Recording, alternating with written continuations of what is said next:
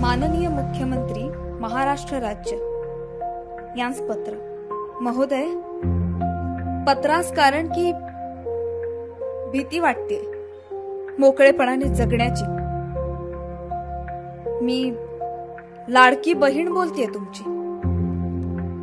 राज्यातल्या प्रत्येक लेकीबाळींच्या वतीने तुम्हाला हे पत्र लिहिण्याची हिंमत केली.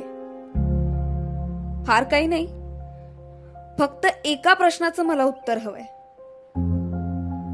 जंगल, मंदिर, रस्ता, घर, रुग्णालय, शाळा, तुमच्या राजवटीत मला अशी एक जागा सांगा जिथं मी महिला म्हणून सुरक्षित असेल, जिथं कुणाचीच बंधनं नसतील, विकृत पुरुषी नजर नसेल, माझा स्त्री म्हणून जिथं सन्मान केला जाईल, माझं जगणं जिथं मान्य केलं जाईल, न घाबरता मला जिथं जगता येईल.